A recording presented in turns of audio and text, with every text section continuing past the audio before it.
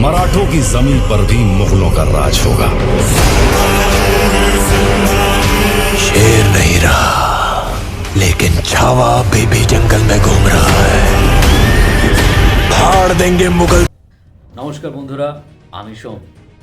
অনেক দিন পর আবার আমার ইউটিউব চ্যানেল সোমনাথ এন্টারটেনমেন্টে সকলকে স্বাগত জানাই। যেহেতু অনেক দিন পর, সেহেতু নতুন বছরেই একটা নতুন সিনেমা নিয়ে কথা বলছি। সবে রিলিজ করেছে ছাবার ট্রেলার, আর সেই ট্রেলারকে ঘিরেই কিন্তু ঝড় উঠেছে নেট দুনিয়ায়। এখানে কিন্তু মারাঠা জাতির এক গৌরবময় অধ্যায়কে তুলে ধরতে চেয়েছে ম্যাডক্স ফিল্ম। আমরা কিন্তু জানি ম্যাডক্স ফিল্ম কিন্তু যেসব সিনেমাগুলো প্রডিউস করে তারা কিন্তু তাদের কন্টেন্টের ওপর খুব জোর দেয়। তারা কিন্তু অল্প খরচে খুব ভালো সিনেমা মানুষকে উপহার দেয়।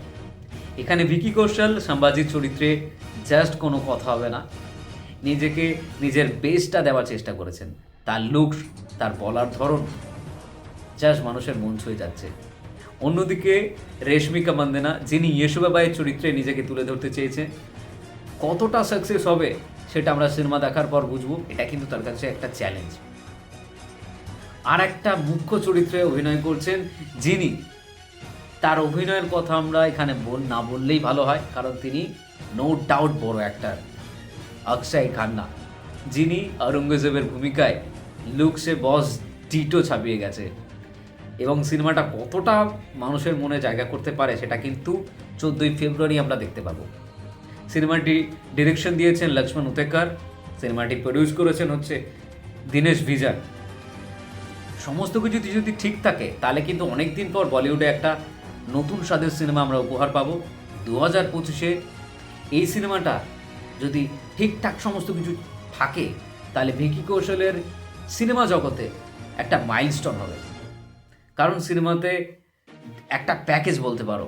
সিনেমাটা মিউজিক ডিরেকশন দিচ্ছেন এআর রহমান, তার মিউজিক নিয়ে কোনো কথা হবে না, কেউ বলার সাহস আমরা পাবো না। এখানে মিউজিকে রয়েছেন এআর রহমান। তাই আমাদের পরবর্তী সুপারস্টার বলিউডে ভিকি কৌশল কি জায়গা করতে পারবে মানুষের মনে? সিনেমাটা কি যতটা মানুষ এক্সপেকটেশন করছে ততটাই পাবে? সেটার জন্য কিন্তু ওয়েট করতে হবে 14ই ফেব্রুয়ারি। তোমরাও দেখবে, আমিও দেখবো, জানবো কতটা হলো সিনেমাটা, কতটা জায়গা করতে পারলো, কতটা হয়ে উঠতে পারলো সম্ভাজি মহারাজ ভিকি কৌশল। তাই জন্য ছাবা ওয়েট করবো সকলে। দেখা হচ্ছে 14ই ফেব্রুয়ারি।